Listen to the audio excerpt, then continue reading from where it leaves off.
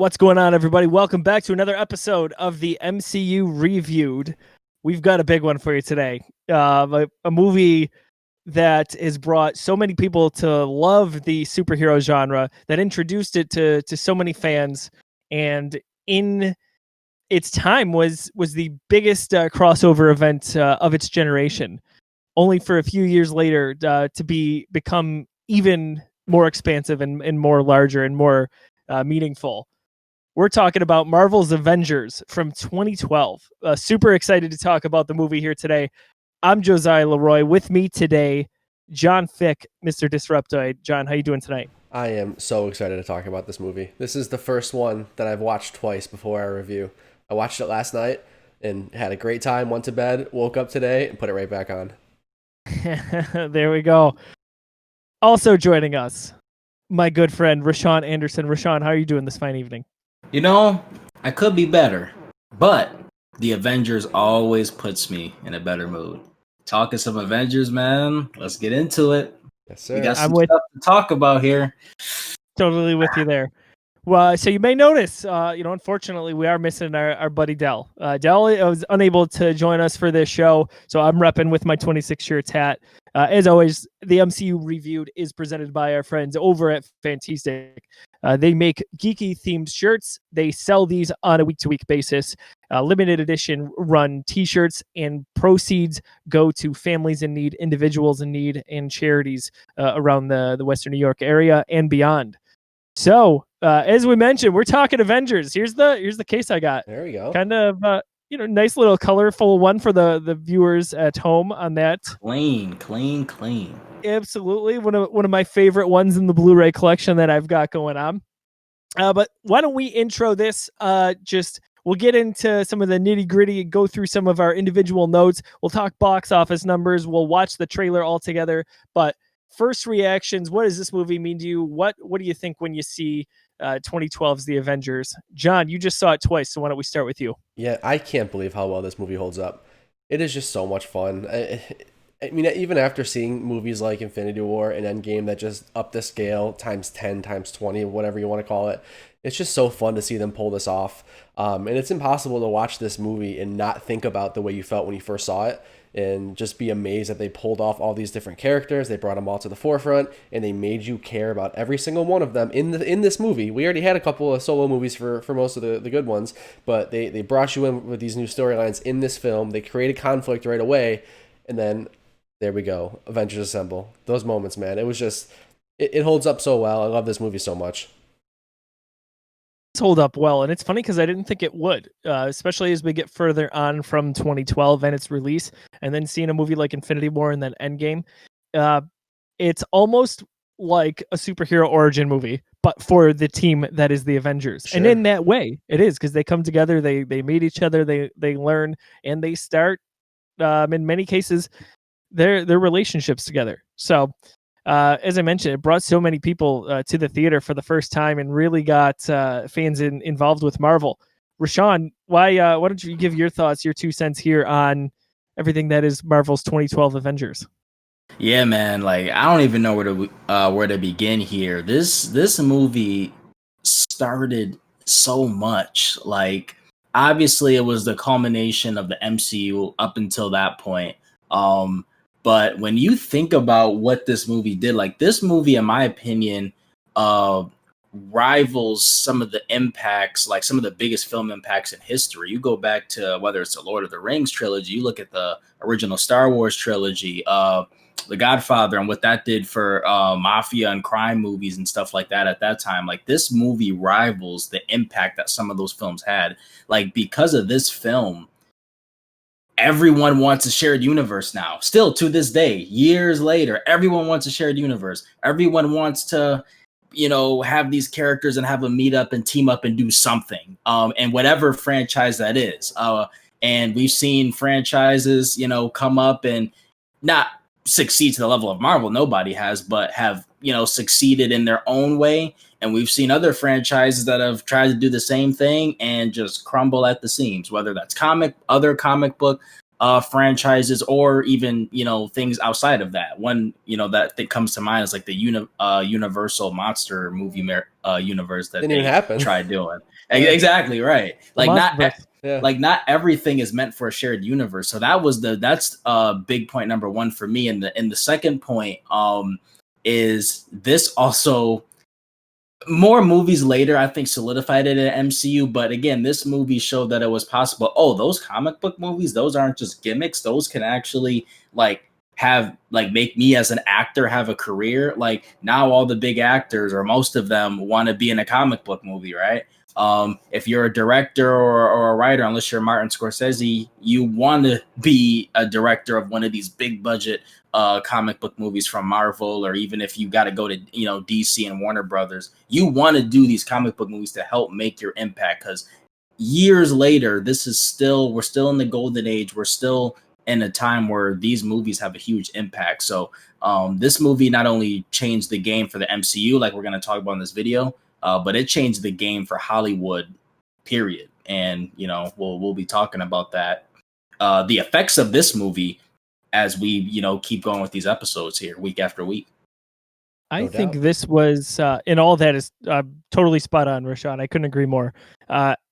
It was such a phenomenon. And to me, it kind of, I don't know, I wouldn't say that it necessarily kicked off, but it definitely took what I consider to be the golden age of superhero movies to a new level. And it's really at the heart of it, because this was the first Marvel movie that I saw numerous times in theaters. This was the one that got me talking with all my friends about it when I previously had not been a comic book movie or comic book guy really at all.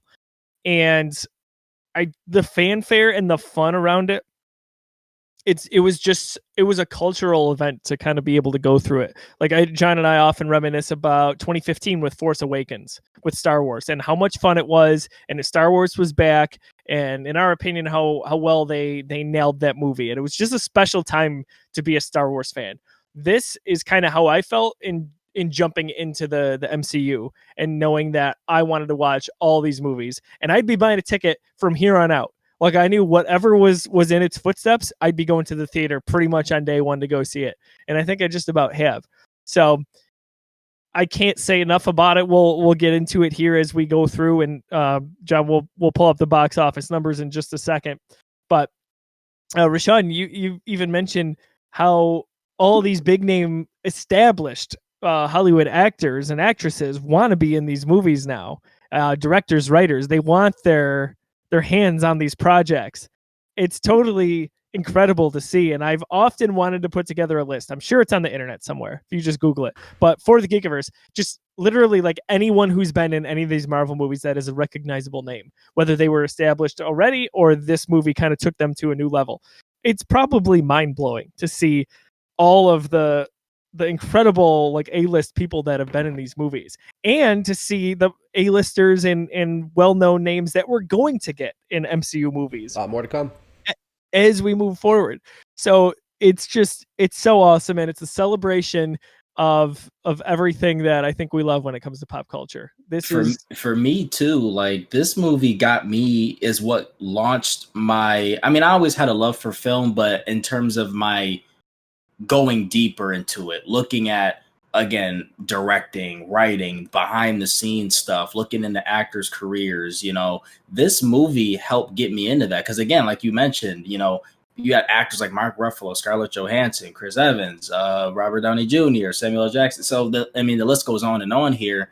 This movie, I remember after that, I'm like, man, I want to see what this actor did and what other projects they did before this, or, oh, they are saying this actor is going to probably be this character in a future Marvel movie. Let me look at that actor and see and it just stemmed my love for film, or expanded upon it, to where obviously I get to, you know, talk on a show like this. But, man, this is, again, it did so much for the industry and for me as well. It's funny because in looking ahead to all the movies we've been talking about so far on the MCU Re-Viewed, I've enjoyed being able to do all of these, because the Geekiverse didn't exist yet when Avengers originally came out. And this one was kind of circled on my calendar to be like, all right, we finally get to have an on-screen discussion about one of the movies in this MCU and in general that is just so important to me personally in my fandom and my establishing my passion for so many things. So I'm so happy that we get to have this discussion today. John, so the movie released, if I recall, in May 2012. That's Do we correct. know the box office numbers for what this run had involved? We do. So as of right now, through the movies we've done, Iron Man 2 is the leader with $624 million in the box office. Avengers did $1.5 billion, baby.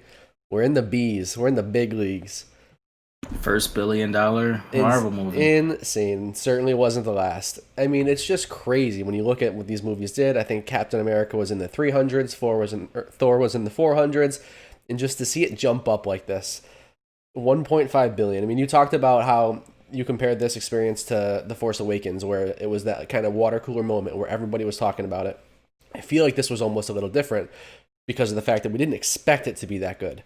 We were all sold on these first couple of MCU movies. Still didn't know what the MCU was yet, but we were excited that there were more superhero movies, and they've been good. We've been getting more good superhero movies. Awesome.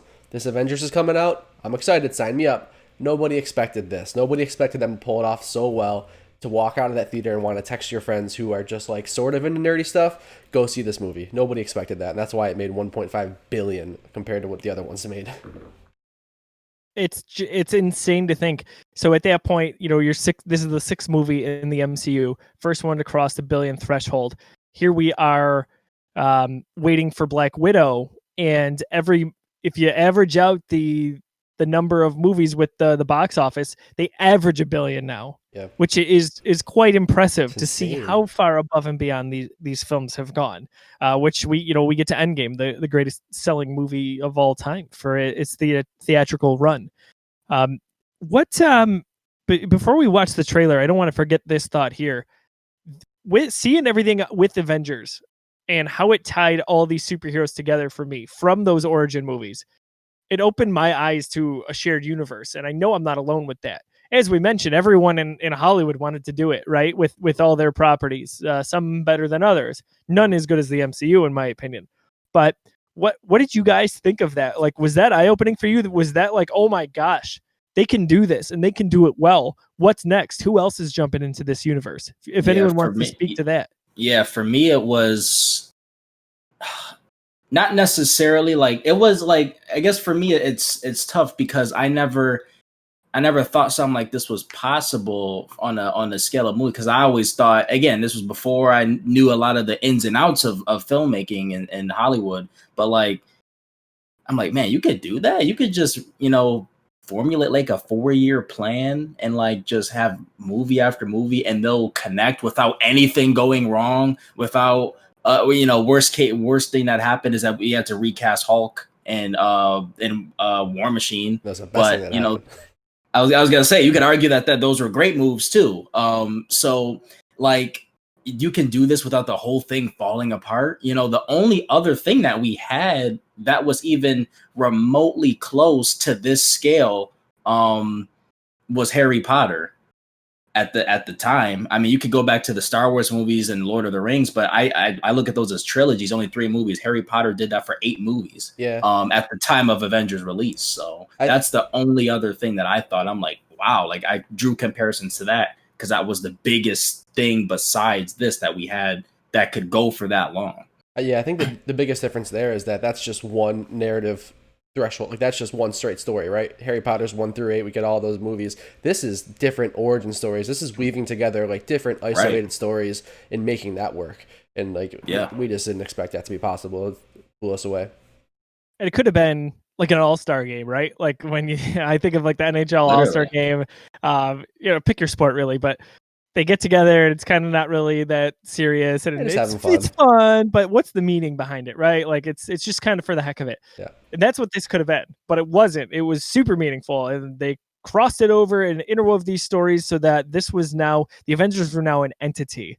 Those individual stories would still happen over the years, but like there was no separating the Avengers until you got to Civil War. But you know what I mean.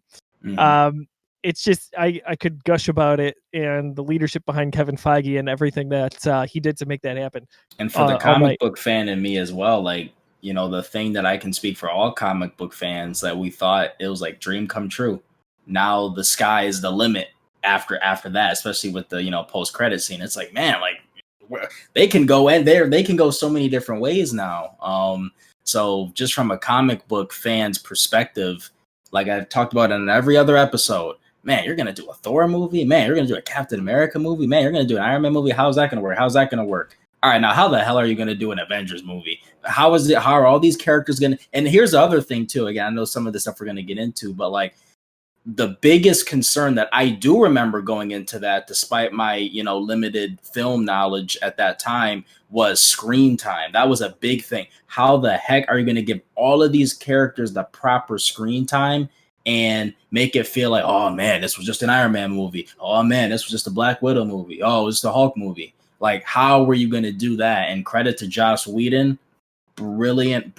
You couldn't have done a better job with this movie from that perspective. That's exactly what this movie did so well, is it every one of those characters had such a meaningful introduction, an arc, a conflict. Like, they paired up everybody perfectly. They gave you just the right amount of every character. It just worked so well. It shouldn't have worked that well, but it did.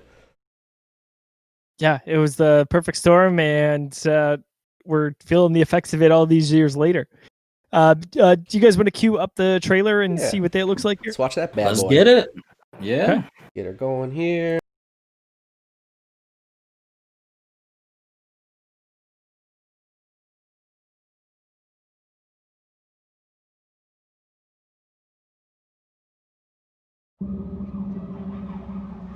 You were made to be ruled. In the end, it will be every man for himself.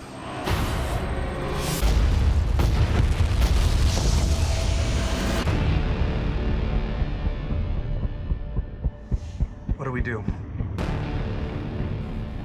We get ready.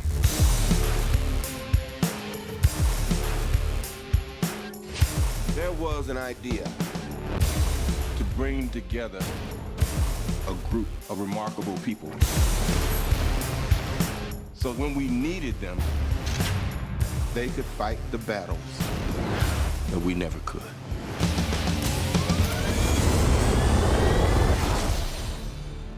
Gentlemen, what are you prepared to do?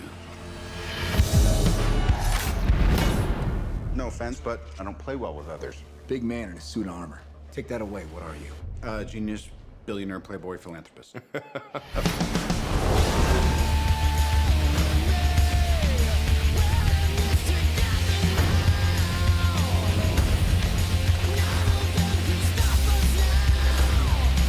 If we can't protect the Earth,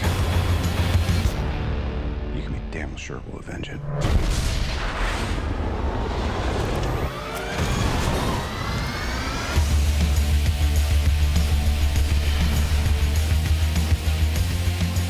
Dr. Banner, your work is unparalleled, and I'm a huge fan of the way you lose control and turn into an enormous green rage monster. Thanks. All right, there it is. What I'll say is that song did not fit this trailer at all. I thought that was so weird. It reminded me of some like early 2000s like superhero movies. Like I would have expected to see that in like one of the early Spider-Man movies, like grungy rock music. That did not fit what we got in that movie. Trailer was cut well, like great beats and stuff like that. But in 2012, I would have seen that trailer and not expected a film like we just saw. Even seeing the Captain America trailer from what we did last week, like it's totally inconsistent, but I can't help but smile when watching that trailer because I do remember seeing that and even just seeing how they interacted with each other and teasing how Tony Stark doesn't play well with others. And then even all the way to the end, where it's a nice little lead in to say, all right, here's your new Hulk. You know, that's a nice way of saying that. And we're going to lead off with a little bit of humor. So yeah, man, I just smiled the whole time I'm watching it. A little so bit much of fun. humor, man. This movie is legitimately funny. Oh, thank you. How was I muted there but not there? technology makes no sense. No, you're good now. A little bit of humor, man. This movie is like legitimately funny. This is the funniest MCU movie of the bunch so far, and it is also the most serious. Like they fit both of those in there tonally. It's so cool. Tony Stark in this movie is just my favorite. He is so good. I love his one-liners. That trailer had a couple of the good ones, but I just thought, just rewatching these films, we all know how funny how RDJ can be as Tony Stark, but this is just like when it really, really hit home for me. Mm-hmm. As I said too, I think I don't know if it was last week, but this was the culmination and maybe the beginning of them finding a way to make things really funny, like truly funny, not just here's a funny moment there and not slapstick. Like it's really well written, and it's consistent. It's throughout the movie, but it is still really serious and intense at times. So that's where the MCU, to me, it's the one facet of all of it that works most important, where other franchises have not been able to figure that out. And even Star Wars sometimes hasn't been able to figure out, to me, like this balance where they can, it's some of these movies like Thor Ragnarok could be a comedy basically, or almost be like a Guardians of the Galaxy could almost look like a spoof movie. But at the end of the day, like there's so much heart and feeling still. And that's super rare. That is really, really hard to capture. And they've done it a few times. You could almost say these are perfectly balanced, like all things should be. Oh, I see what you did there. But yes, to talk about that tone, like, so another thing that this movie was one of the first to do was like, when you think about that final scene, that final fight scene in New York, right? This is the first superhero movie that like really made me feel that civilians in the city were in danger. Like I don't remember ever seeing a superhero movie, because this was before Man of Steel, right? That was like that was a year after or so. A year before Man of Steel. Yeah, so this was before Man of Steel. That Man of Steel kind of did the same thing, but like I legitimately like had vibes of like old 9/11 footage, watching citizens run through the city, like rubble everywhere and destruction. Like there is genuine vibes of chaos and terror that I've never gotten in a superhero movie before. So the stakes were there, and match that with like the awesome comedy bits. It's such a fun movie. Yeah, I agree with that point. They really did destruction on kind of like a civilian level nice, with just tearing up all the skyscrapers and the damage they did. And they even address it later on in the MCU, of course, with Spider-Man in particular. Yeah. And I always think of in terms of movies that did this, Batman versus Superman. Like that was a constant theme there. Like, right, the superheroes are just these kind of demigods that are around and they don't care what kind of collateral damage there is. And then that ties into like a little bit what we get in Civil War also in the MCU. So this is, I think, the first time we really see the effects of that. And before, it was almost like, all right, New York City, insert it in whatever superhero movie, it's going to get leveled. That's kind of how it is. But now we're kind of seeing that there's some human effects to it, even though we're on this playground of comic book superhero. Yeah, that on the ground kind of, just the realism. Like you really feel like people are in danger, and it's what we've talked about with this MCU is it grounds these movies, no pun intended. Like it makes you feel like this could be happening in real life, and you start to put yourself in those shoes. Like, what if that happens in my city? Like you start to, just really think about how crazy this would be if it really happened. Now, I've got my kind of list of notes here that I'd like to kind of go through in a few moments. But do you guys know, or could you pinpoint how many times you think you have seen this movie? I'm not sure that I could. Easily, I've seen it more than the previous 5 movies in the MCU that we've talked about so far. Like, bar none, this is the one. I saw it at least twice in theaters. I don't think I saw it a third time. But again, that's the most I had seen at that point. And I remember getting this on home video day one and seriously watching it over and over again. And I gotta imagine, if I could guess, that it's a constant in John's streaming list when it comes to... You'd honestly be surprised. So this is one of those movies that I love every time I watch it, but I don't throw that on as a background movie because I kind of want to save it. It's one of those where like I don't want to be overexposed to it because I want to watch it and have that experience where I'm kind of I want to forget stuff about this movie, and I do every time I come back to it. I find not new things, but I rediscover. I have those aha moments again because I forgot about some of that stuff. This probably doesn't even come close to Iron Man for me. Iron Man and Iron Man 2, all of those movies are those are the movies I'll just throw on because I want something on. I want to hear some Tony Stark humor. Yeah, this is one where I really kind of only watch at specific times, like during rewatches or when I kind of just am in the mood to sit down and watch a movie, not not just have something on. That being said, I've still probably seen it a bunch. I mean, I've probably seen it north of 10 times at least. That makes sense. So this is a movie you want to sit and watch. Like you don't want it in the background. You want to pay attention to it. Yeah, I kind of make it an event. Like, all right, I'm watching Avengers again. It's like it's an experience. Rashad, I think I'm the opposite. Normally, in general, for my movie watching, I don't necessarily throw something on, just have something on. Like I'll find a YouTube video or something. So normally when I watch a movie, it's like, okay, like I'm actually gonna watch this, pay attention. But yeah, this movie, along with the other movies in Phase 1, like that's the whole time we've been doing this review series here. Like, man, these Phase 1 movies, and Avengers probably the most out of all of the Phase 1 movies. I remember beat for beat, man. Like a couple of the little lines of dialogue, I'm like, oh, I forgot he said that little thing. But for the most part, beat for beat, I know these movies like the back of my hand. I mean, that's kind of what I meant, though. Like, yeah, so I mean, beat for beat, yeah. I definitely have the beat for beat sound. It's more of those little nuanced things that I would say that like surprise me again. Those one-off quips, those lines, stuff like that. Like I could, even before yesterday, I probably could have recited the whole plot of Avengers. Yeah, like I wish I had that, like exactly what you're talking about. I don't have that with Avengers. I don't have. I think maybe like Iron Man 1 and Thor: Dark World. That's it. I'm mainly sticking to the ones we've watched so far. But after this, it gets a little spotty with the things that you're talking about, John, where it's like, oh, that specific thing, or oh, I'm surprised by that again. But I don't have any of that. I don't know if that's a good thing or a bad thing. I still love the movie regardless. Like every time I watch all of these movies, especially Avengers, but yeah, I don't have any of those like, oh man, I forgot about that little line that like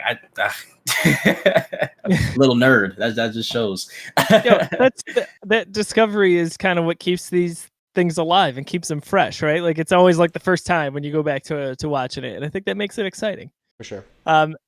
Do you guys want to get into some of my notes here? Or does anyone want to go first? I have one thing I want to get from the top of my notes list, just because I think it kind of is good towards the top of the video here. I think they did such a good job, and it stuck out to me more this viewing than any other. Such a good job introducing Banner with Mark Ruffalo.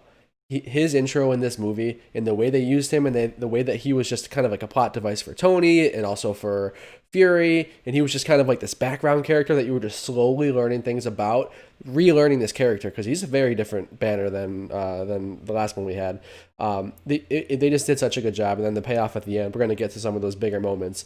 I just was really blown away paying attention because we talked about it. We had just kind of rewatched Hulk recently, so I was focusing more now than ever.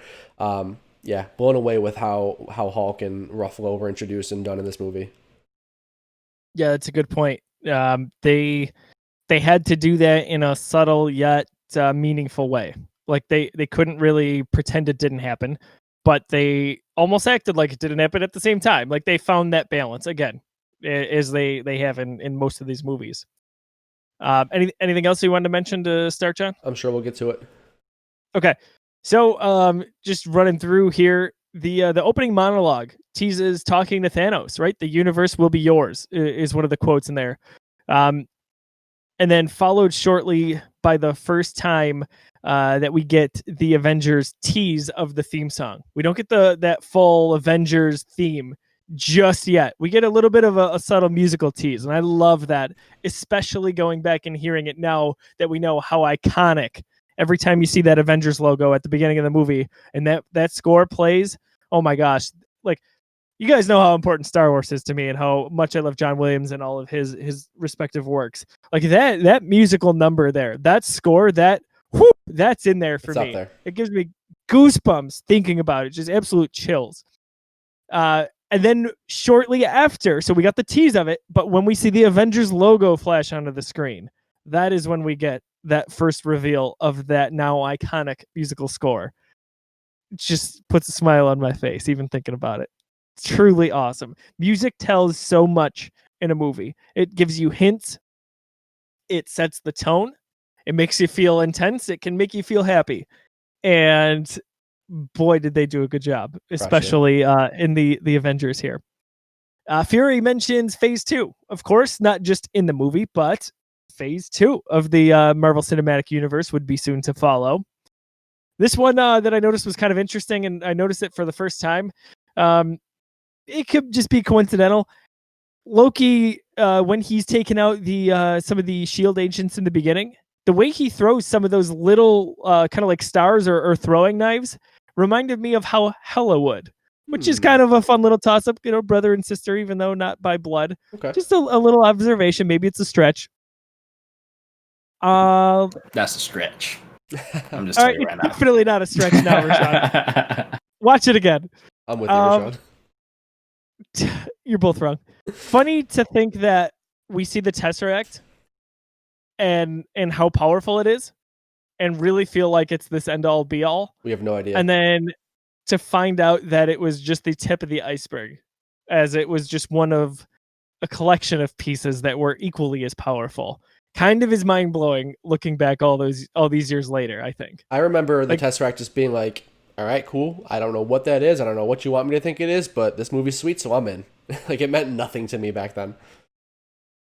Yeah, until we got...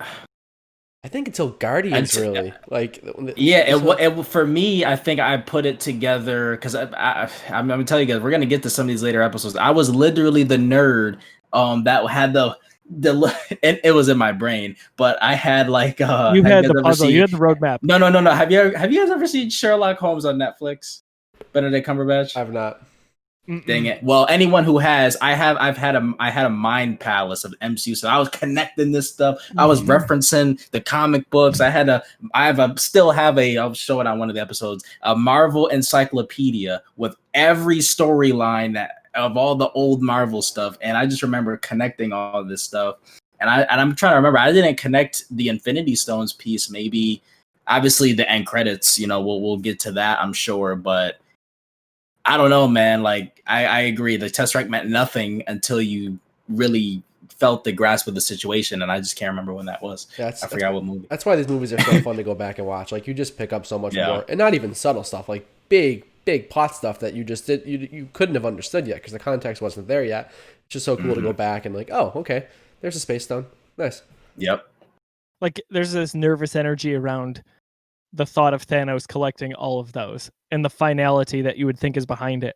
And to be like, oh man, Loki can do some crazy ass stuff with that. Like, that sucks. They really need to contain this thing. That's bad. But then to really drop the curtain and be like, oh my gosh, they really should have figured this out because it really, really was a damaging thing this many is a years problem, later. Though. And as we know with these Infinity, we didn't know at the time. At the time, we knew there were 2 Infinity Stones in New York, and with knowing the stuff that we have now, we know there was 3 in that same. I was like, "Where's the sanctum?" Too convenient.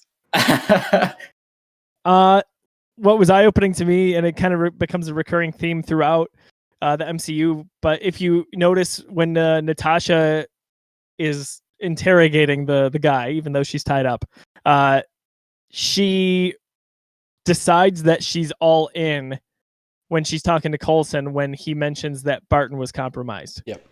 That was it. She's like, okay, I'll be right there. And it happens again later in the movie.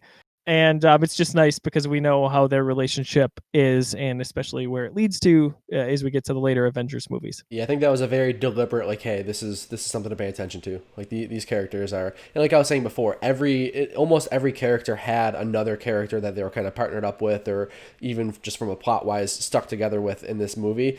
That was very clear that, okay, these are the 2 I have to pay attention to, and it makes a lot of sense because I mean they're both the humans that have no powers. They have the most in common, and to flesh them out together, just makes sense.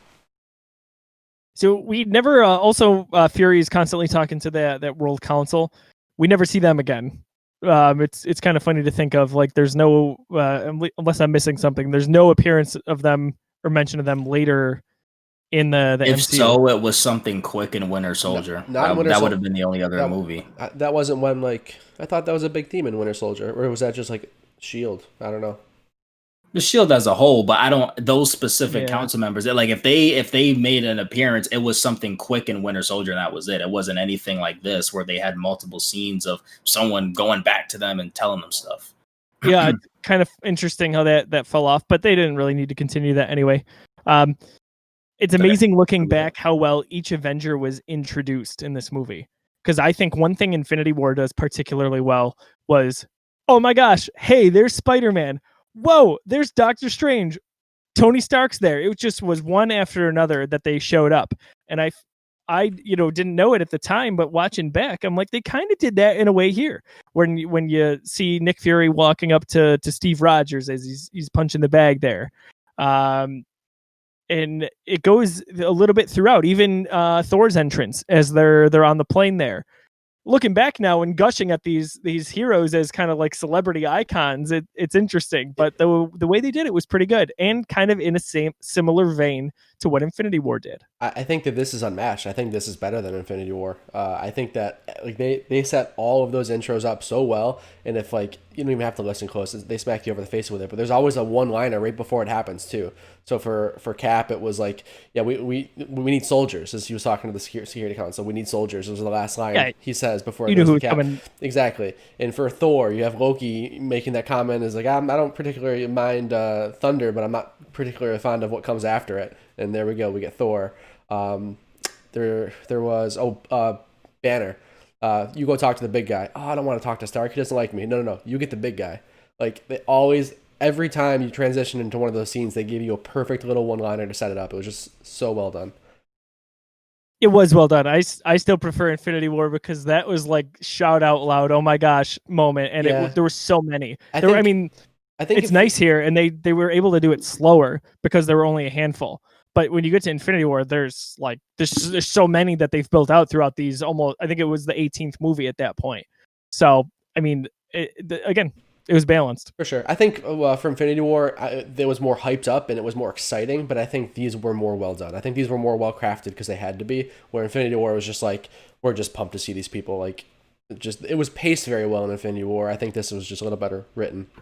Yeah, Infinity War, you could have showed Spider-Man on the toilet. You would have still had the same reaction that you got. Exactly. Oh my gosh.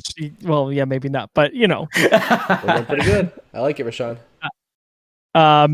Yeah, the way they did it, and what I liked about Infinity War is you didn't know in a lot of cases who was going to be next. Like I think of Spider-Man, how he popped up, and they kept catching you off guard.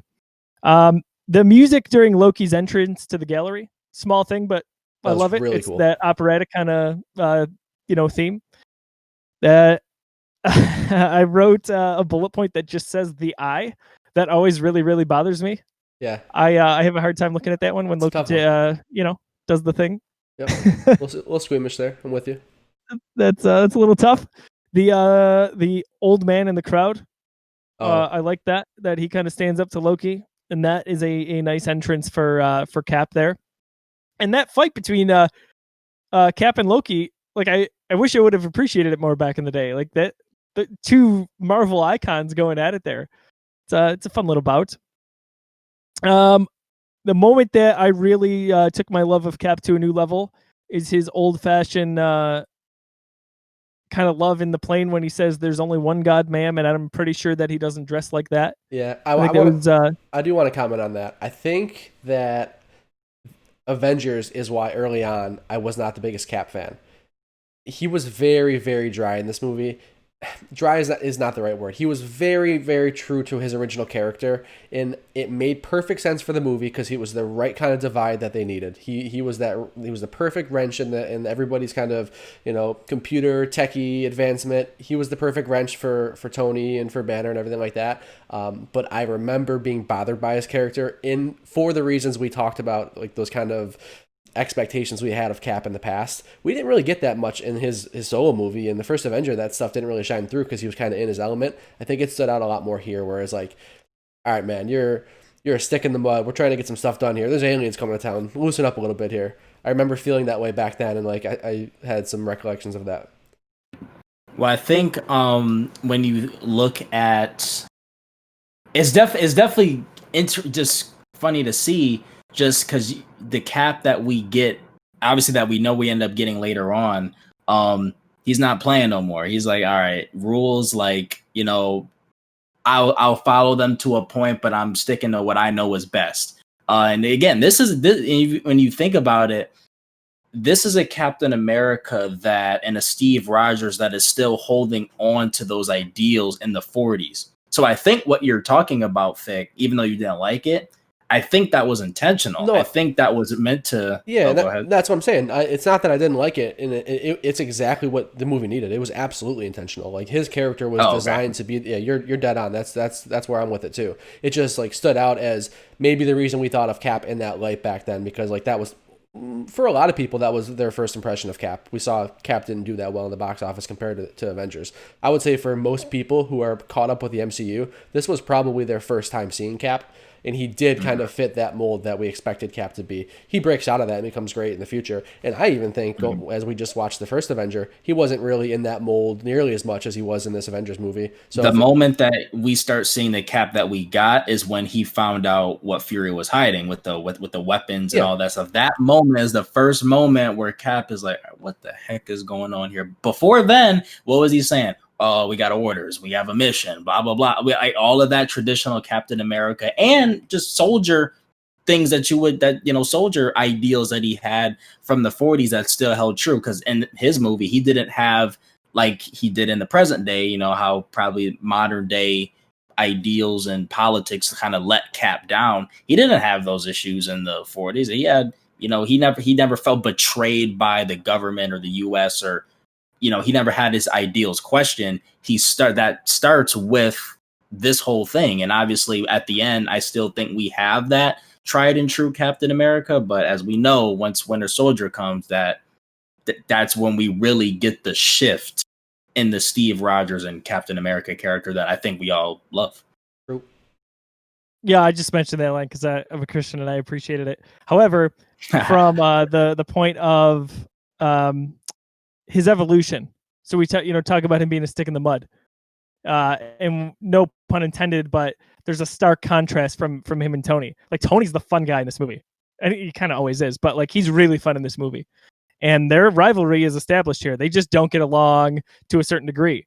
And as Cap evolves to like our Winter Soldier time frame, like think about it, like he woke up all these decades later, not missing all that history and kind of time frame and evolution, just so society and all the social norms. Like he has that list in Winter Soldier of all the things that he missed in pop culture, right? Like that. So he's taken time to really get assimilated to what is the now modern day in Winter Soldier. And I kind of like that evolution of the character. Obviously the character gets more fun also as time goes on. I don't think that's a coincidence. I wrote that this was Nick Fury's or Sam Jackson's best performance as Nick Fury. This is his most prominent role in any of the films, and just period, or I think I would take Captain Marvel over that. Oh, I understand. Yeah, okay, fair enough. I'm not even thinking of that. But that's it. I mean, yeah. But aside from Captain Marvel, then yeah, fair enough. Mm-hmm. I also wrote that Loki steals the show, which is good.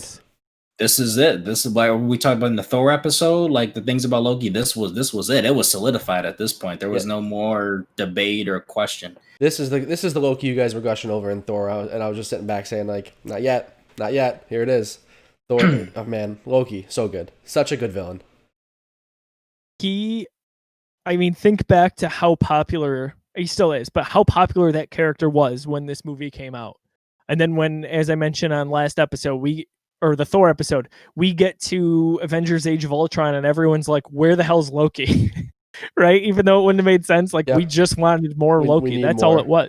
Of course, it's just so much fun. Go ahead. No, I was just going to say, his character is so much fun. There's a specific, you say what you're going to say, because I got to find the line that he says. We get more time with him in Ragnarok. That felt like, we do in Dark World, but it's not the same. His time in Ragnarok is just so much fun, and how he banters with Thor throughout that movie is just absolutely wonderful. I put that this is Thor's weakest movie, but one of his best lines, and it's when he says that Loki's adopted. That's so good. I love that. Yeah, there's those seeds that we didn't realize were planted yet, that Thor was going to be a really funny character, and they were planting those seeds all along. And then, I mean, when you have that reference of Ragnarok, man, like going back and seeing him back in 2012 with Avengers, he still had those comedy chops. I think it was missed on me when I was first watching this film. That's Hemsworth, man. He always wanted to play that kind of Thor that he got in Ragnarok, to the point where he was the one who campaigned to have Taika Waititi take over.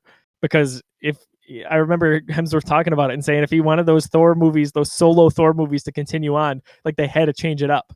And sure enough, Taika Waititi comes on board, and the rest is history. I mentioned, there's loads of humor throughout the movie. That even though everything here is important, it's so small in comparison in scale to what we see in Infinity War and Endgame. Kind of amazing, the scope of those movies, where I sit in the theater thinking, oh my gosh, how could it ever get bigger than the Avengers? And then we get to 2018 and we get Infinity War, and it is off the charts. Well, you remember what I said in, I think it was our first episode with Iron Man, and you see it, and you just alluded to it, is the scale that, I mean, this mainly applies to superhero movies, but you can apply this to a lot of other movies too, but mainly with superheroes. You start small, you save the neighborhood, then you save the city, then you save, maybe you go to save the country, and then you save the world, you save the universe, and it keeps getting bigger and bigger and bigger and bigger. Even though in this movie, the world was at stake, you mainly felt the impact in New York City. Like, New York City was the battleground. The battleground wasn't on these other planets and different countries like we get in the later Avengers movies. For sure. And it was important for them to do that, because it just, as we mentioned, it would have felt ineffective otherwise, I think. So we mentioned also Stark and Rogers get a bit of a rivalry here from the get-go. One I don't think about as much is Thor and Hulk. Just these little moments, where like Hulk kind of punches Thor, and they're going back and forth on who almost the strongest Avenger is, and that really kind of fleshes out as we get into to Thor Ragnarok, and that is such a funny subplot of that movie to me. It is. For the comic nerds, that was incredible. Seeing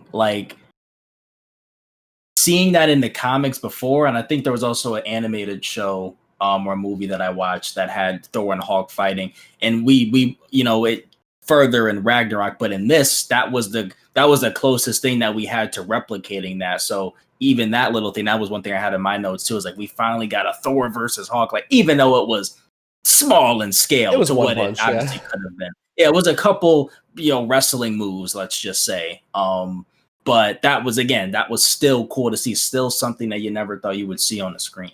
For sure. In live action. We get the classic billionaire genius line from Tony Stark that has been quoted so many times throughout the year, and so many memes throughout social media. One moment I liked kind of referencing the Hulk again is, it always sticks with me cinematically, Natasha running away from the Hulk as he's chasing her after Bruce Banner just transforms into the Hulk. I think that looks so cool with the glass shattering there. Yeah. Like, that's when that always comes to mind for me. So I mentioned pre-show. I know our good friend Elida is watching and or listening here. Thank you, by the way, Elida, for all your support. We always appreciate you, and it's people like you who allow us to do what we do. So we couldn't appreciate it any more than we do. Thank you. Elida's favorite character. I mentioned it pre-show, and I don't know that you guys would get this right if you guessed it. It's Agent Coulson. Oh, wow. Yeah. Coulson's a fan favorite, man. Yeah. Yeah. People she love loves her some Coulson. Yeah. I think it's more than like a fandom. It's kind of like a crush from what I understand. I mean, I'm right there. Talking to Elida throughout the years here. So Coulson's death is really meaningful, though. All kidding aside. I don't know about that. I think so. Yeah. No, because this started. I'm gonna let you talk, but this started one of my biggest. I know where you're going. Things Rashawn. that I hated about the MCU for a while. Probably the only thing I hated, quote unquote, meaningless deaths, man. And I know comics and all forms of media do that, but it was just carried into here. He dies, and then 2 seconds later, oh, he's not dead. We actually have our own show about him. But I know that's semantics, because I know technically it's not canon. I know that. I'm just saying that's still for this film. I think it works so well. I think it's such a great device to bring these guys together. You've got all of these superheroes at odds. They all have these powers or X, Y, or Z, and they're brought together by the death of just Agent Coulson. Phil. Yes, the narrative significance is without question. It's more the fan perspective watching that. Because watching that in the theater, I was like, dang, like Coulson, no. Yeah, Coltrane, baby. And then I still feel it, even despite Agents of S.H.I.E.L.D. being a thing. Yeah, I don't. Yeah, I've just separated my mentality from that. Like, this is what happened in the films, and like, I don't care about any of that.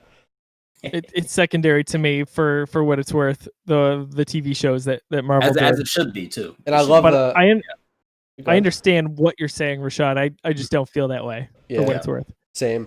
I love the line Tony has it like near the end. He's like, "You pissed off one more person too," and his name was Phil, and he finally says his first name.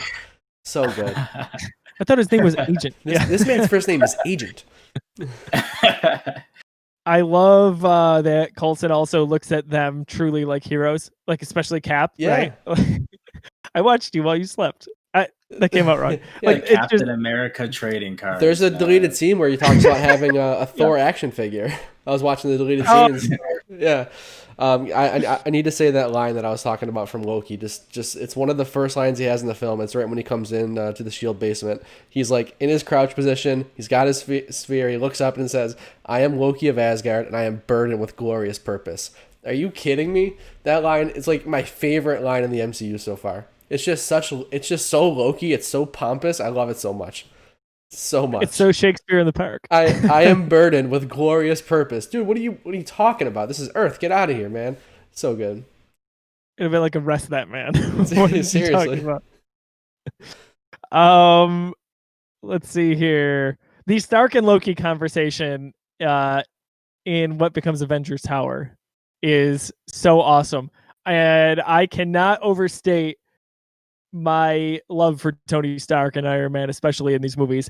That is such a great moment where he tells Loki how it is and says there's no scenario where you come out on top, and he talks about his team and he goes, "We're calling ourselves the Avengers now," offers him a drink. He goes, "I'm gonna have one." All of it is just peak RDJ, I think, and I it's one of my favorite scenes from the movie. Yeah, I think he cements the fact that he is the main character in this movie, and he is the main character in the MCU. Like, he's there for all the big plot points. He's bringing you all the laughs. Like, so charming, so good. And yeah, the scene in the tower is just, come on. Also cementing Tony as the kind of the hero of the MCU, or maybe maybe most prominent character, if you will. He saves the day, which is a little bit foreshadowing to, of course, where we get to in Endgame, all those many years later. Even though you can kind of, when you're watching the movie for the first time, I assumed he was going to make it. I think Iron Man 3 already had a date. Oh, I don't know. I wasn't that much of a fan yet. But when his dialing up Pepper to kind of say goodbye. Yeah, might as well. That gets me every time. Even now, knowing he makes it all these years later, that's really meaningful to me, to be like, yep, I'm gonna have to say goodbye to my loved one here. Like, that's crazy. Yeah, it's a great callback to his conversation and his little quarrel with Steve, and him saying, like, you're not the guy to make the sacrifice play, which we thought this was the payoff for that, but boy, did we not know what was up. Yeah, we didn't know what was going to slap us in the face all those years later. Jeez, I didn't think about that till just now. Last note I had, John, was Ashley Johnson. Ellie, we were watching this last night, and Courtney's got her head in her Switch playing some Animal Crossing. I'm like, "It's Ellie." She goes, "What are you talking about?" I'm like, "That's Ellie." She goes, "No, it's not." I'm like, "Sure is. Ashley Johnson." She was, if you're not familiar, she was she was dressed in waitress gear. She was like in the bank and stuff like that. She actually had like a full on deleted scene with Cap in this movie. Before they introed Cap with him doing his punching bag stuff, they showed a little bit of him like trying to acclimate to society, and he goes out to eat, and he goes to a diner by himself, and she's the waitress, and they start talking and flirting a little bit, and he's not really picking up on the signs.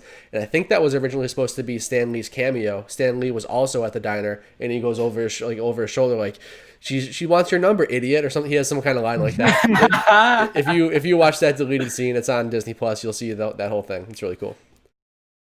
Oh, yeah, it's it's funny because I feel like the average person that may have seen this movie wouldn't have recognized her. No. But sitting there, I'm like, oh my gosh, it's Ashley Johnson. That's so crazy. So much like Ellie too. Last comes out a year later. Yeah. What show was she on? What sitcom? Why is it escaping my mind right now? I don't know. Not familiar. All right, it'll hit me later on. That's what I originally knew her from. And I was like, oh my gosh, that's so crazy. She was a little girl on that show. Everyone listening and watching this at home is like, oh my gosh, Pull the Josiah, I hair can't out. believe you're not coming up with it. That's all I had for notes. John, did you, or Rashawn, either of you, did you have any more that you wanted to go through? I have, I mean, we're going to talk about like our favorite moments, but I just feel like this movie is so full of them that it kind of just makes sense to start rattling them off. The shot, I think in film they call it the pass the football shot, where they're just going from Avenger to Avenger in one continuous shot, all in a seamless action shot, where it's Hawkeye starts with an arrow, which goes to Loki, then it goes over to Hulk on the building, and then it comes Iron Man flying by. That was one of those moments for me that was just like, oh my god, like they can do this, like they can make all this work. First of all, just narratively, but also just like in one action scene, just tying all of this together, and you just showed me every single one of them. Yeah, that shot is so cool. It always stands out to me when I see that. That sequence as well is awesome, just because, again, like little things that as a director maybe you don't necessarily think about, but this proves that Whedon and Feige were fans, is that the way that they use their powers together, how Hulk rips out that piece, slaps it down, Thor slams it, electricity goes everywhere. One thing from, if anyone who played the Marvel Ultimate Alliance games like me repeatedly back in the day, I think one of the games had that one with Tony and Cap, where Cap holds the shields up, Tony blasts it, and then the raid deflects off. Yeah, that's awesome. So that was awesome for me to see again as a kid watching this. And I'm like, oh man, that's that from the video games. Like just seeing that, cool. And their attention to detail with that proves that they weren't just directing and producing this movie because they're actually just like us three here. So much went into it. You mentioned it a little bit, but I wanted to kind of dive in because I've talked about it every week so far. Besides the Hulk episode, they do such a good job showing us these individual powers and the choreography behind Cap's shield and Mjolnir and what Tony can do with the Iron Man suit, and like just making it so cool. I didn't feel like we got that in the Incredible Hulk. I just didn't feel like there was anything cool that the Hulk did. He just was a big monster, and he just like smashed a couple of things.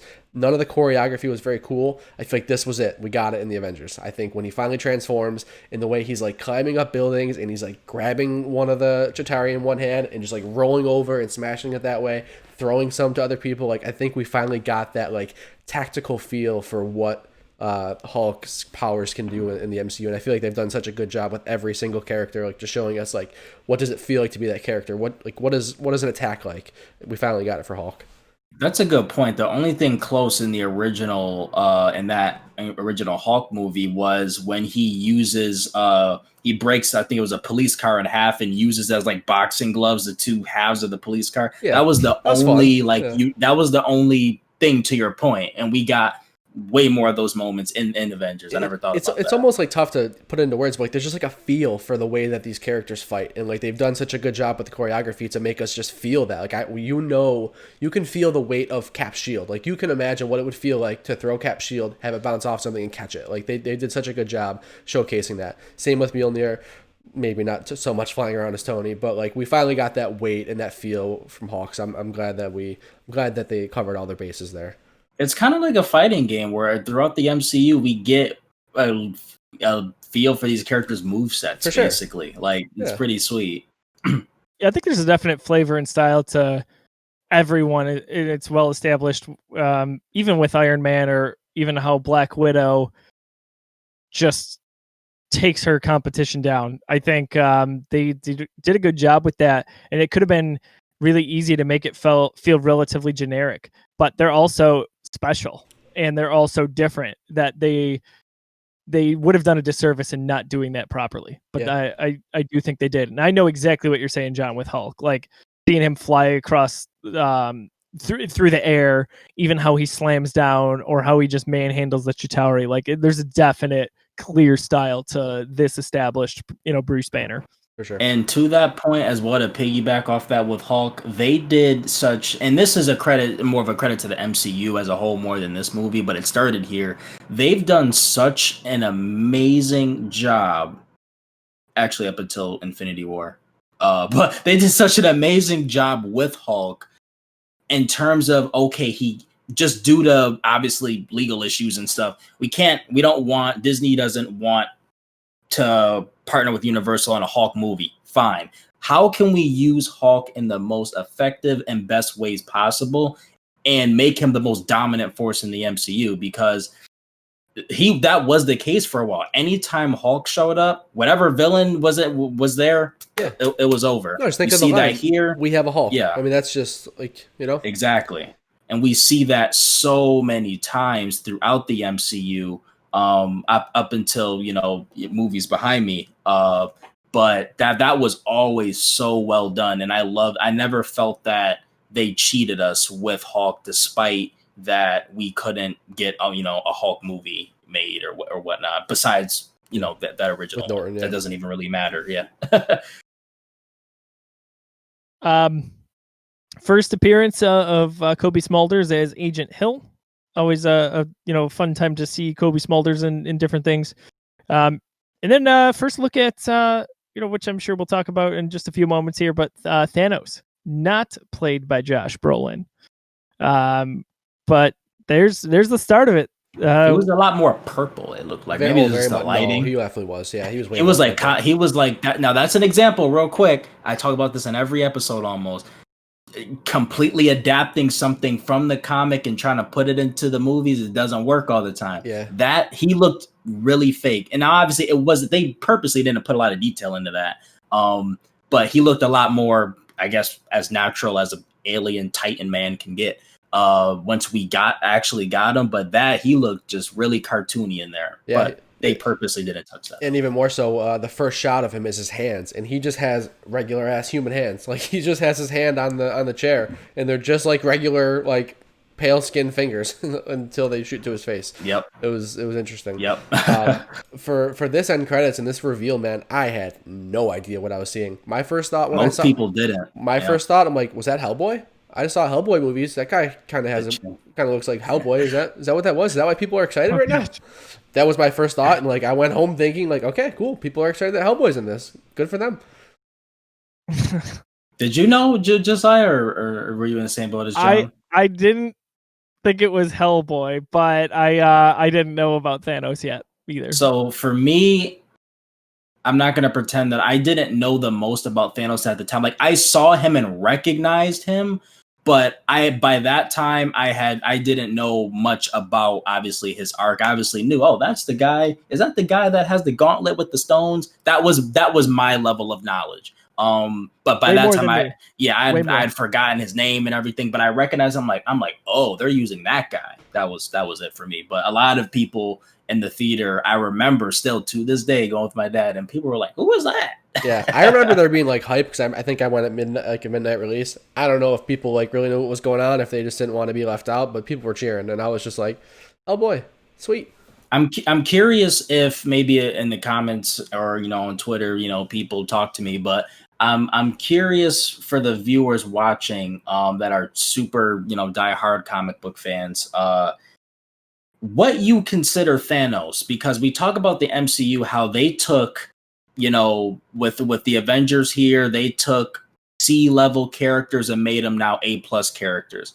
The Avengers is now the best superhero team that you have in media. But before that, you were thinking X-Men, you were thinking Fantastic Four, if you were a diehard comic book fan before you thought Avengers. Thanos, I know he had his big storyline, Infinity Saga and all that, and the Infinity Gauntlet, but Thanos wasn't Doctor Doom level, he wasn't Doc Ock level, he wasn't Green Goblin level Marvel villain. He was, I think, probably a C level, maybe best case scenario B level Marvel villain. So this is another case where I personally think they took, again, clearly, like you guys have said, you had no idea who he was. Where they took a no name and made him a Hall of Famer. That's their MO. That is the MCU in a nutshell, man. Yeah.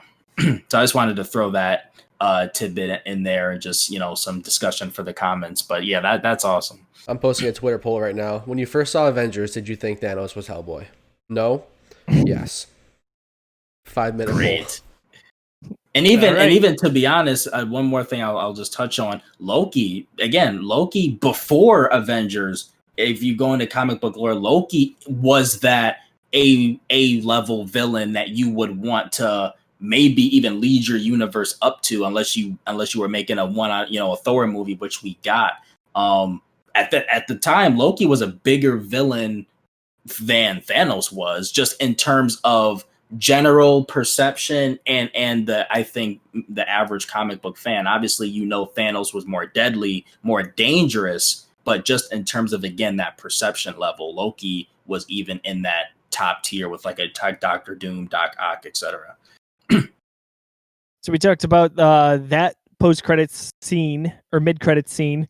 At the very end, we see the Avengers just chilling out and eating some shawarma. Yeah. So first time I saw the Avengers, I did not stay to see this. I had no idea that it existed. I didn't know it was a thing. And in talking about some of the movie and just gushing about my newfound fandom for the Avengers with a friend of mine named Cam, he told me about the scene that rolled afterwards. And I was like, what are you talking about? He's like, oh yeah, you got to wait till the very end. And I'm like, what do you mean the very end? He's like, till all the credits are done. This was a new concept to me.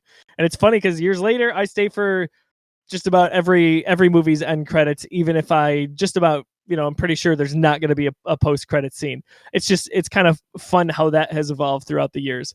But you got to love the little bit of humor there. They just had a hard day's work and they're relaxing around a table and they're clearly exhausted and no one says a word and it's just priceless. I have in the words of Thor, I'm a human and I'm petty, and I have a petty question to ask.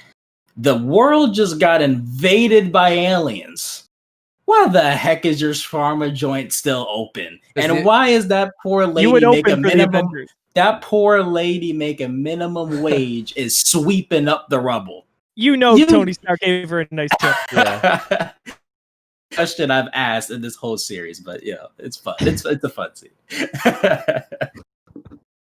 I love that Tony, as he's laying on the ground and just having woken up from taking the missile to space, and is like, oh, I hope none of you kissed me. And he starts talking about shawarma. You guys into shawarma kind of thing? Like, yeah.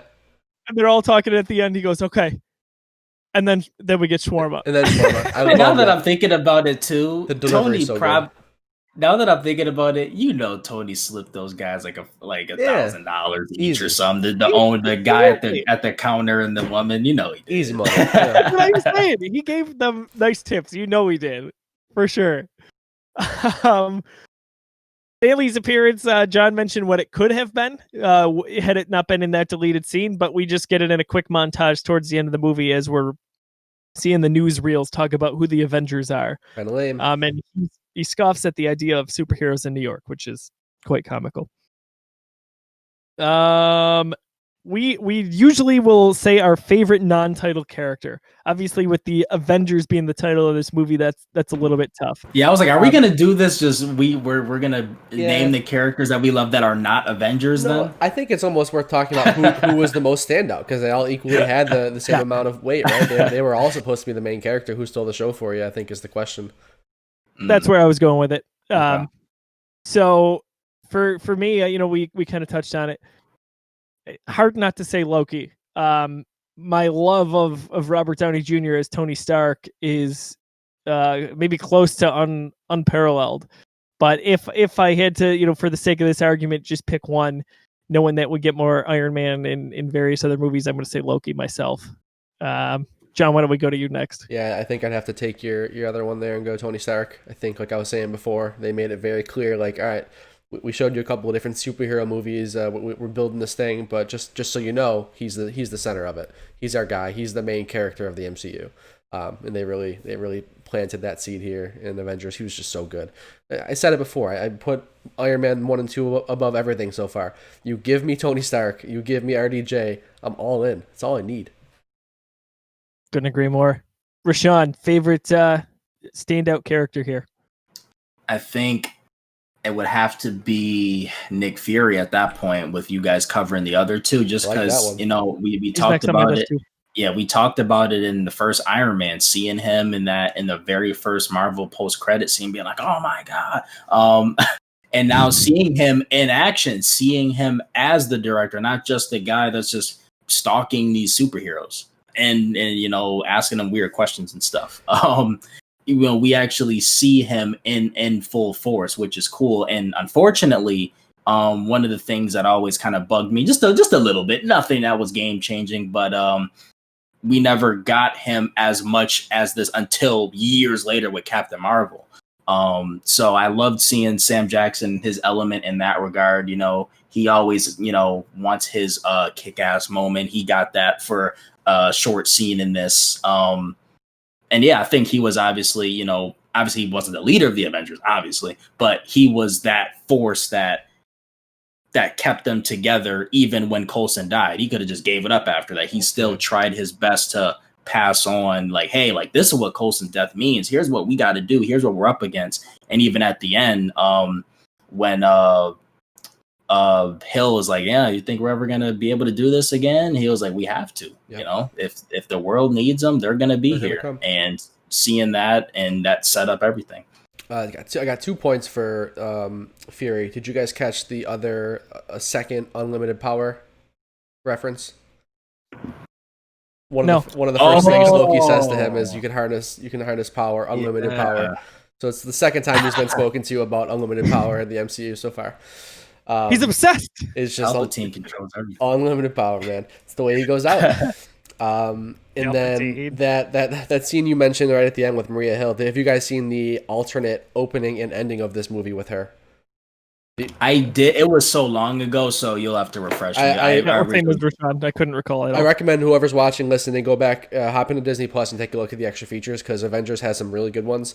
I talked about that Ashley Johnson and Cap one a second ago, but so the alternate beginning and ending of this movie was Maria Hill interviewing, like doing like the post interview with the Security Council, and it started at the end, and she's talking about Fury in like a negative light on how like he didn't plan any of this, and of course all of this would happen and mistakes were made, and then like it ends with but the biggest mistake of all was, and it kind of just like cuts, and then we see the movie start the way we expected it to start, and then it wraps around, and the ending is her in that exit interview, and she picks up right from that line, and the biggest mistake made was when you guys tried to nuke New York City, and basically we saved the day because of you guys. So that she kind of flips the script from what she was talking about in the beginning. Just another Nick Fury thing. She was talking about how like she just hypes him up as like none of this would have been possible without Nick Fury. We all thought he was crazy, and he was the one who believed, and he got this to happen basically. I literally haven't seen that since the Blu-ray came out. Worth watching. Same boat, Rashawn. I didn't remember it at all. I love Nick Fury in this movie. He really, obviously, he brings them all together. Rashawn, you mentioned he keeps them together. He keeps that belief alive, their purpose. And we see a fair bit of them in Winter Soldier too, just a few movies later, which is nice. But this is the one. This is the stamp for Nick Fury. Even though he's really fun in Captain Marvel, like this is what I think of when I think of Nick Fury. Oh, me too. In general. So that's a really good pick too. That moment, we always talk about this. What's that? If there's one moment that stands out, so many in this movie, tons to pick from. I've got one definitive one, and I think you can make an argument for a ton. I've had the same answer since the movie came out, because I've always thought about this in my head. Well, let's go to you, Rashad. Another question. So I'm sorry if I'm stealing it, but for me, it just sums up everything. It's got to be the classic pan when we get the theme, the superhero shot. You have to. I mean that was the moment in theater for me. That was like dream come true. That was the exact moment in my head, or maybe I said it vocally to my dad next to me. But that was the moment. Again, was it 8 years later? There has not been a single time I've watched that YouTube, Blu-ray, whatever, Disney Plus just now. I have never watched that scene and not gotten goosebumps. Oh yeah, that's insane. Me too, man. That's get absolute chills. Right there. I'm totally with you. Even last night, or 2 nights ago, watching the movie, sometimes I'm kind of sort of keeping one eye on the movie, getting stuff done, but that moment is like the sit down and watch and make sure that I'm there for it. I'll never forget it, seeing in theaters, and all these years later, still feeling the same way. It's so special because that was the moment that was like, here's our stamp. we know what we're doing, and for me, for the doing it longest well. time, that was my favorite or most iconic like movie shot for me for the longest time. I think the only one that rivals that in terms of like the scream at the top of your lungs in a theater factor is what we got in Endgame. That version of that. Man, I was waiting years for that version. That was awesome. But this I was thinking was the same thing. this for the longest time was that. Obviously, other movies had different, like dream come true moments where you talk about Dark Knight trilogy or Star Wars or whatever. But man, that classic Avengers pan, it's tough to beat that. It's tough. Yeah, it definitely is. John, did you want to mention a different moment? Or I did, yeah. I mean, you guys got it right. That is the moment for sure. I think I would be on the same page there. But I want to give a shout out to something that happens like 5 seconds beforehand when Hulk gives off his secret. I thought that was so cool. I thought when he shows up and everyone's like, well, like, dude, all right, well, time for you to get angry. He just turns around like, that's my secret. I'm always angry. That was one of those hype moments for me too, because I loved that callback to the conversation earlier. I just loved, I don't know, man, and something about this most recent rewatch too. I just loved Hulk in this movie, and that really stood out for me last night too. Super well done. Yeah, it makes a difference having Mark Ruffalo there. Like he jumped into what was not an easy situation and into such a highly anticipated movie like this, and doesn't miss a beat and has such natural, wonderful chemistry with this cast. It's truly remarkable that he was able to do what he did and immediately cement his status as one of those legendary original Avengers from these movies. Yep. Before we get to the rankings, which I'm really excited about. Yeah. Fun. Let's talk real quick again about our sponsor for the show, Fantastic. Yeah, so as I mentioned, a division of 26 shirts. Go to 26shirts.com/Fantastic. They're a division of 26 shirts. Del Reed, who you've seen on previous episodes of the MCU Reviewed, is at the head of this organization. What they do is they raise money for families in need, for individuals in need. Sometimes it's someone who's in trouble with their health. Maybe it's a charity that really needs the support. They sell pop culture themed T-shirts, limited edition, and proceeds go to those affected people. This money goes a long way for those individuals in our community in Western New York, as far as surrounding communities. To date, they've raised over $750,000 direct to these families, these charities, these individuals. There's no company in Western New York and possibly the world with a bigger heart than what we've seen with 26 Shirts and Fantastic. We are so gracious and thankful to them for what they do, and on top of it, to sponsor our show. So thank you to them. John, we've been doing some giveaways with some of their merchandise here. We're going to do another social media giveaway. What are we doing for this week's iteration? Yeah, I was just about to hop in and say, so along with all the good they've done for this community, they've done some great stuff for the Geekiverse community too. They're giving away 1 shirt per episode of the MCU. Last time I checked, that's 23 shirts. That's a lot. It's a lot of shirts. You know what? We should just get it up to 26 just so it matches somehow. We should just make 3 more, make 3 more movies just so we're on par there. But yeah, so we're doing a giveaway. Get there eventually. Well, that's a good point. If we just keep rolling, we'll get there. So for every episode, they're giving away a T-shirt. Awesome. We've been doing those giveaways in our social media accounts. So we've done Twitter, Facebook, and Instagram. We've been just rotating weekly. So the one that is live right now while we're recording this is on Facebook. By the time this posts, that'll be closed. The one that will be up for this episode will be on Instagram. So if you follow us over on Instagram, our @, is just the Geekiverse. Give us a follow there. You'll see a very clear post letting you know that this is the giveaway post. Some very simple instructions for how to enter. And yeah, it's been a lot of fun. We've given away 5 shirts so far. It's been awesome. Yeah, they're awesome, and like I said, awesome organization and even better people there. So get in the conversation there for sure. Let's rank this. I am very interested to see where this goes. I'm not sure. I'm gonna just say it. There's nothing to talk about. Yeah, so I was just going to lead with all right, we talked about the fact that some of these are going to get lengthy. You want to just cut to the chase. Is there anybody? It's number one. Is there anybody who has a fight for it not being number one? Because I sure don't. No, I'm just kidding. I was going to say, it doesn't matter. It doesn't matter. There's nothing to talk about. Avengers is our new number one. And it just goes without saying, man. They just nailed this movie. They did we got everything in those first 5 movies. You got Incredible Hulk, Thor, Captain America, Iron Man 1 and 2. We got everything from those movies and more. We got the team up. It was just like, it was perfect. There's no way that you get 6 movies into the MCU and you don't put this as your number 1. You're crazy. I don't trust you if you don't put this as your number 1. The only movie, in my opinion, the only movie at the time of release that even rivaled this movie was The Dark Knight.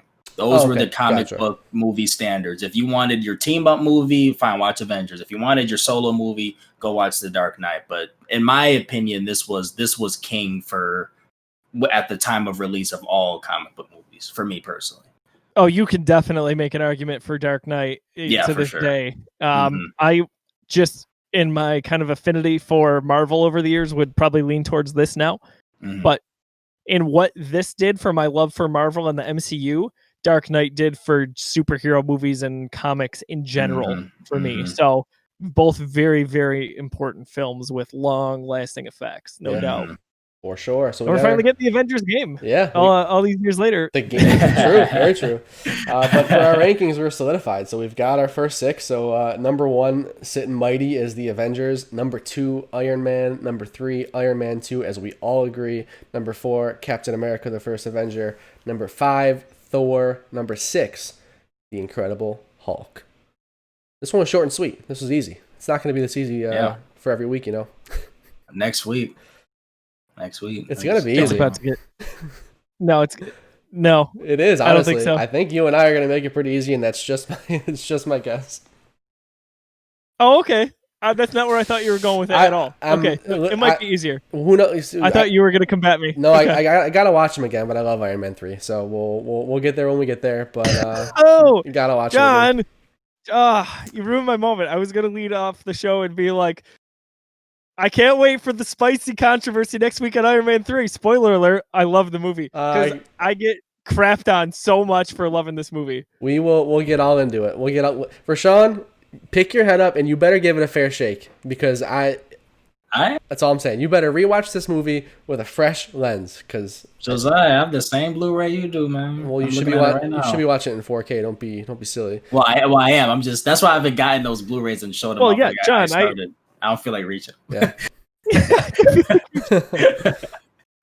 You know my 4K story. Eventually, I'll get there. You'll get there eventually. Like, I bought this the day it came out, so yeah, it's good. that was the thing. Great to have. Del, we don't need Del for this episode. Del, you watching this? You better be here next week. Only thing it's gonna matter. I know it's kind of the math is on our side. In some ways. I'm kind of happy about it. Who knows? Maybe it won't have the same impression on me as it did last time I watched it last year. We'll see. I don't think so. I think who knows, man? We'll be good. I've been blown away by movies. I mean, like I hated Thor the first time I watched it. I had fun with it this time. Now that I've seen a lot more of those movies, who knows? Things could change. You're telling me that you're not gonna love Iron Man 3. I'm telling you, I'm not gonna spoil next week's episode. Fine. Yeah, let's leave it at that. We're just gonna leave it at that. Leave it at that. Okay, guys, fine. All right, we're gonna wrap this up. This episode up of the MCU Reviewed. Another fun discussion on such a landmark film. As I mentioned, this was circled on the calendar. We want to hear your thoughts. Leave us some comments. Leave us your notes. I'm telling you, we read them. So especially whether it's Facebook, Twitter, Instagram, get in the conversation. We want to have those discussions with you. We're going to go around real quick where we can find everyone on social media, and if there is anything that they would like to plug for their involvement currently in the Geekiverse. John, we'll start with you. You can find me over on Twitter and Instagram at Disruptoid. As far as what I'm up to, man, I'm just hoping people stay up to date with this show because I'm having so much fun with it. I think this has been a really cool show for us. I think it's something that it's a commitment. It's 23 weeks until the new movies come out, and whatever we do. But I'm glad we did it, and I'm having a lot of fun, and the engagement's been great too. So I've been really excited about that. I've been hopping in the comments on Facebook and Twitter. So just keep that up. Stay excited about the MCU. It is our most highly consistently performing show on YouTube. So we are very appreciative of that with the Geekiverse community. Thank you for tuning in week to week. It's funny. It's become habitual now, right? Like I look forward to this discussion every week. Yeah. It's like, all right, what's next on my checklist here? And then I look forward to chatting with you guys, of course. Rashawn, social media and anything for the Geekiverse. Yeah, man. You can catch me weekly here on the MCU Re-Viewed. Just like, couldn't have said it any better with John. Loving this show, man. Having so much fun. We have our bi-weekly gaming show, Geeks Got Game. Catch me bi-weekly there. And we have our monthly Disney Plus podcast, where we talk all things Disney Plus. Besides the Geekiverse stuff, you can catch me on Twitter and Twitch for game streams, Twitter for, just everything. True King Zero. Follow me on those. You'll be sure to get some entertainment. I promise. And I don't break promises. Hashtag FedEx. Are you trying to piss me off, man? No, never. Don't make me walk off the episode. I'll just get out of here now. I mean, I could just turn Rashawn's screen off if you want. He might get clapped out. I don't know. Rashawn, I would never try to piss you off. Get out of town. I am at Josiah D. Leroy on social media. You can find me talking about all things video games, Star Wars, Marvel, you name it. If it's pop culture, I'm there. In terms of promotion, my friends here told you about some great things going on at the Geekiverse. You can check out all of our videos at youtube.com/thegeekiverse, on our website at thegeekiverse.com, and on most major podcast streaming platforms such as SoundCloud, Apple Podcasts, iHeartRadio, Stitcher, and more. Recently, this week, in fact, so by the time you're watching or listening to this episode, we recorded a new walking carpet. So if you are interested in Star Wars at all, you will want to join us for our monthly talk show there. This month, we featured a really nice discussion on our top Rise of Skywalker Easter eggs. There are some doozies in there, and there are one or two that my co-host Brian brought up that I had never heard before. So if you want to geek out over that, we'd appreciate that. Coming along for that journey. And of course, one of my favorite new shows that I'm a part of is Dadcast. If you are a video gaming father and you're struggling to figure out how to find time, which beverage to drink, should I have more beer? Should I have more coffee? Should I have both of them? This is the show for you. Tim and I always have a fun time talking about being a dad and finding time to play video games. So we hope you join us for that as well. Last plug here, I'm wearing our brand new anniversary t-shirt. The Geekiverse turned 6 years old last month, and to commemorate that, we are selling a limited edition shirt at thegeekiverse.storenvy.com, along with over 20 other designs to choose from. It'd mean a lot. Check it out. We'd appreciate it if you did. For my boys, for John, for Rashawn, and for our wonderful sponsor, Fantastic, I'm Josiah. We will see you next week for the decisive Iron Man 3.